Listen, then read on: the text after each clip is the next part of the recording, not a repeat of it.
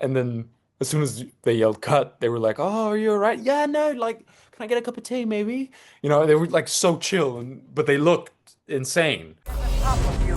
Boom, boom, boom, boom. Moving up and down again. There's no discharge in the wall.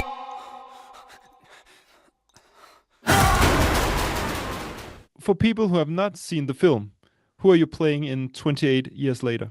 I'm playing Erik Sundqvist, a Swedish NATO soldier that is part of a squad that's on a patrol boat. Um, who they're patrolling the coast of the British Isles to keep it in quarantine.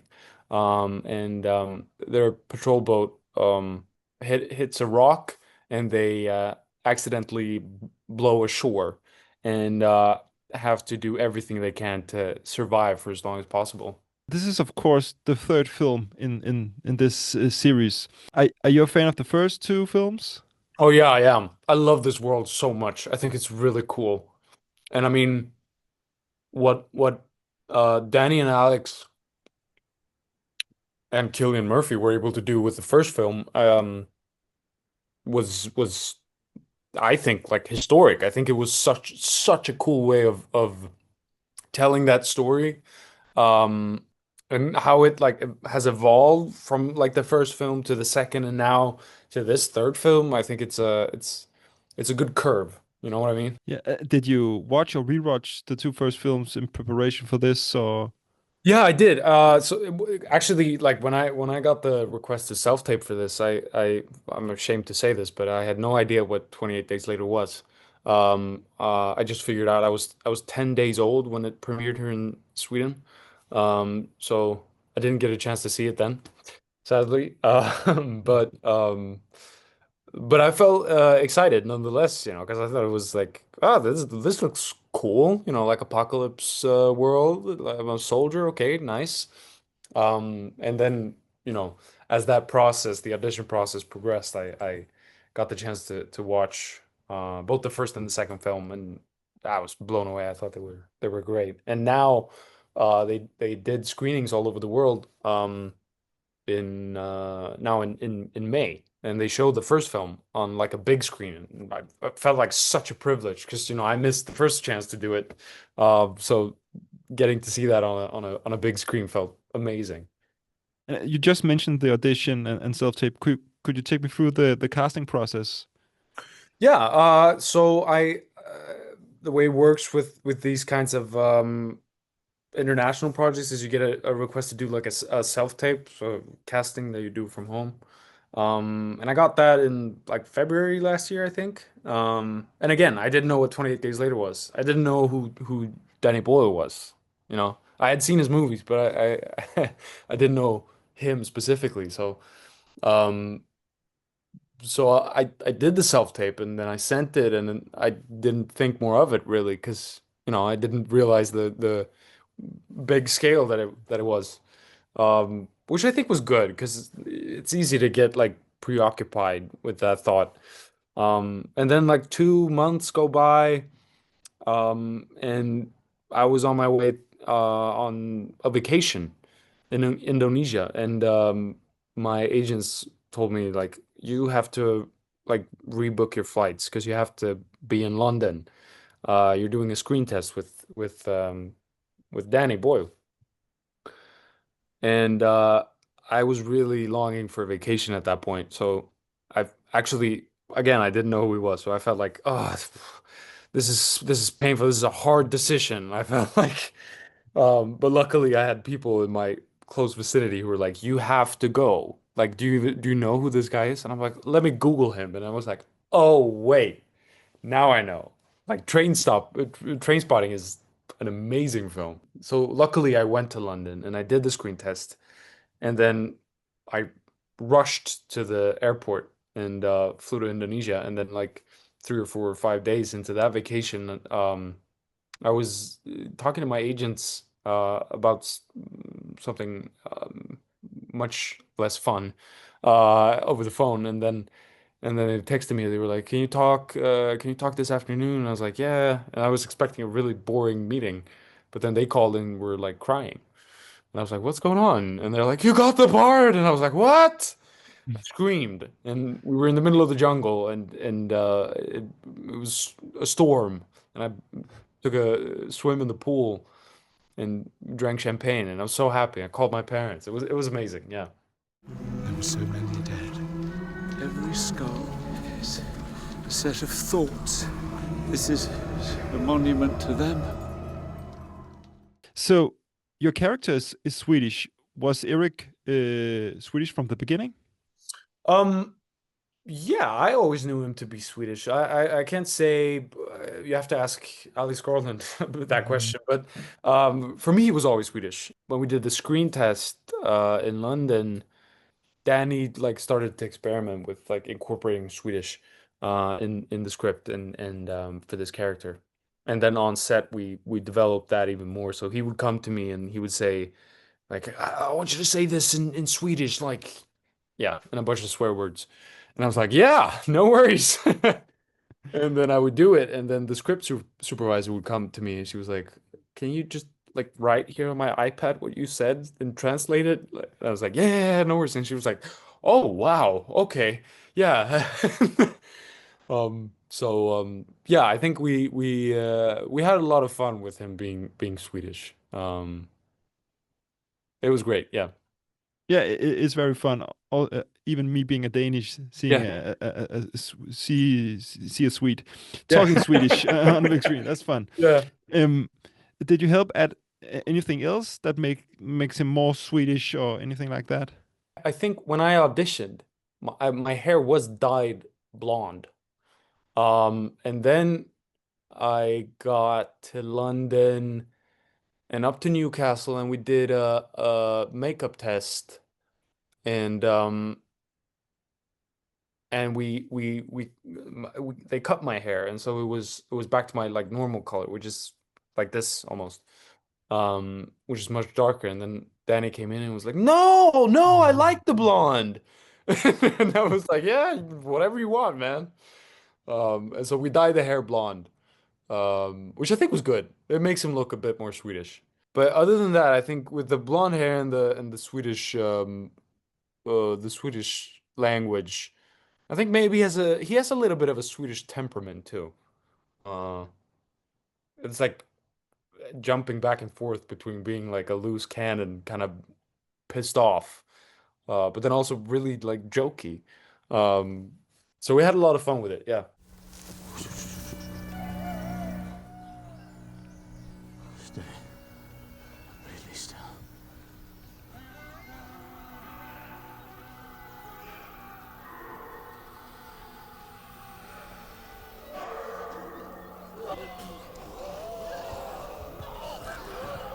Alpha. Get back to the trees. You also share a couple of scenes with the zombies or the infected. First off, what do you call them on set? Do you call them the infected, or do you call them zombies, or what do Danny and Very harsh. They're infected. They're infected. No, they're not zombies. They're infected by the rage virus. And so yeah, it was no, it was very like you were not allowed to call them zombies. It was they're infected. And that's okay, that. Yeah. okay. So, what was it like seeing these actors with their makeup on set? Oh, it was crazy. I mean, it was very surreal because these poor guys and girls, they had makeup times for hours. And some of them were able to like really like just jump back and forth, like tap into this like infected, like you've seen them in the trailer, like blah, blah, that kind of infected. And then as soon as they yelled cut, they were like, "Oh, are you all right? Yeah, no, like, can I get a cup of tea, maybe?" They were like so chill, but they looked insane. So it was difficult for me to like rewire my brain all the time. Um, and then Chai, who plays an evolved uh, version maybe of the infected. He he was like He's a great actor, and he was like really getting into it. So he would like be like really loud. You could hear when he came on set, you could hear him like grunting and like growling somewhere, and you'd know like, okay, Chai's here. Like everybody, stay away because he's getting ready. Uh, but he was also very, very sweet. He's a great person.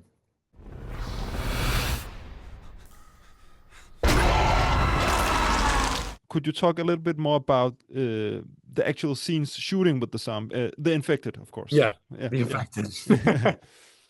Yeah, I mean, it was interesting because like it's to some degree it's quite difficult to like tap into that mindset. Like, you're constantly running from death. You know what I mean? And for these soldiers is also like, yeah, we have machine guns, but we don't have an unlimited amount of bullets. And we don't know how effective the guns are on the infected. So that can be quite difficult to tap into, but especially when there's because there's always a level of like normalcy, because you're in a working environment, like you realize like, okay, it is fake, but Danny was amazing in the way that he like got us all so like tapped into the mindset of like he's such an eccentric director. He really like directs with passion and with emotion. He would make a great actor. And and and that really helped like tapping into the fact that like death is always around the corner, you know. You got to be prepared for everything. I think I was able to like balance that with the fact that like because I can imagine like if you're a soldier and you're in that situation, you would also have to like really like motivate yourself and boost yourself in the fact that like you have training, like you have survival training, like do what do as you've been training to do, and and I think I was able to like balance that with the fact that like holy shit, I'm about to die any second. Like it's a matter of when, not if. Um, but yeah, we did a lot of running, and I hadn't done too much like cardio ahead of it. Yeah, so I was out of breath. Let's just say that. Yeah. You were struggling a little bit. Yeah, a little bit. Yeah. Yeah. So you just mentioned Danny Boyle. So and the way the style he directs. Did you have any chance to discuss the first film with him or this universe? What kind of conversations did you have about this franchise? I was really fascinated and like eager to ask the questions like how did you shoot the London sequence? Like how did you do it, you know? And It's actually a funny connection because the DOP, Anthony Dodd Mantle, uh, he is I guess you could say half Danish at this point. He's lived in Denmark for quite some time, and he speaks Danish, and in that sense, a little bit of Swedish. So we were able to like understand each other. For me, that was like my Nordic alliance on set, which was really great. And so both I could like when I didn't have the guts to go and ask Danny when he was busy, I could go to Anthony and be like, "Hey, Anthony, how did you do that?" But they told me like, yeah, we just like we shot it at dawn, and just very kindly asked people to move out of the frame, and they were able to create that, which was incredible. And I think also like it was such a comfort.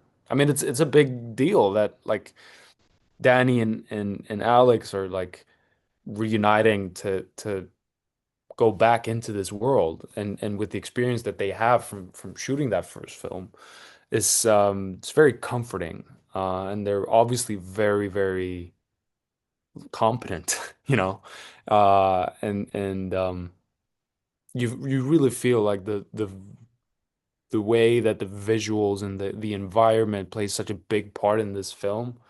um I got a sense of a lot of like I felt a lot of comfort in this environment because like for me it was very like nerve-wracking to do this like my first international role and working with actors who I really really look up to and just to have Danny as some sort of like as a director, as a guiding figure, and with the experience that they had with the first film, I felt great. Yeah, There has been a lot of talk about this film has been using iPhones. yeah, Uh, were you in the scenes where they used I have seen this camera device with 20 iPhones on. yeah, yeah. Yeah.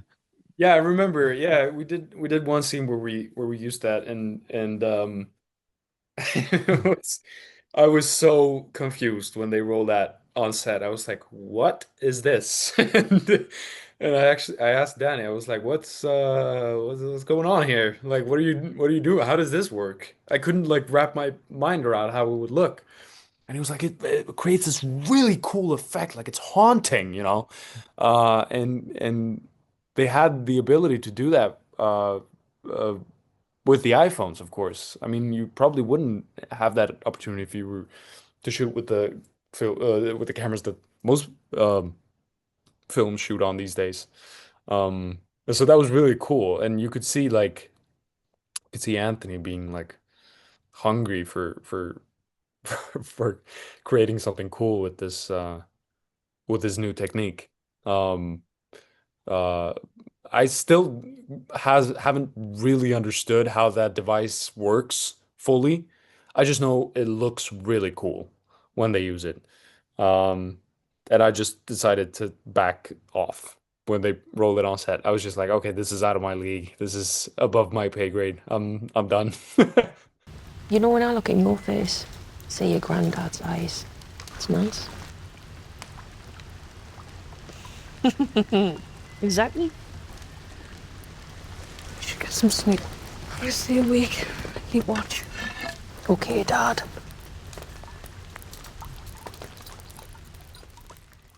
You also work very closely with Alfie Williams and Jodie Comer. Yeah. What was that collaboration like?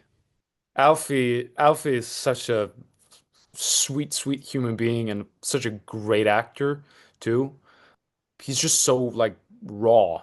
He's able to like portray vulnerability and strength at the same time in such a like complex way. And you know, he was 13 when we shot this film, so you know, he hasn't had that much of experience, but it was just fascinating to see. And I think we sort of like created some sort of bond, me and him. I remember on the first day, he told me, yeah, I don't really feel at home with the kids my age, and I don't really feel at home with the adults, so I'm going to stick to you. And I just felt like, yeah, that's perfect. Mhm. You and me, we're together from now on. And I just saw myself so much in him, and he was so kind to me because he was so comfortable on that set too. Like he was so brave, you know. He would ask questions like it was nothing, and I was like, I need to build up courage to, you know, ask some of these questions. But so that was great, and Jodie is just like, for one, she's a brilliant actress. Um, and she portrays this role so good, and just a sweet person. Like yeah, I loved my scenes with them. Yeah, they were great. There's one scene where you're carrying Jodie Comer on your Yeah, shoulders. yeah, What was that like? Talk to yeah. me about that. It was I was very in the beginning, I was very like concerned. I was like, I wanted to make sure she was comfortable on my back.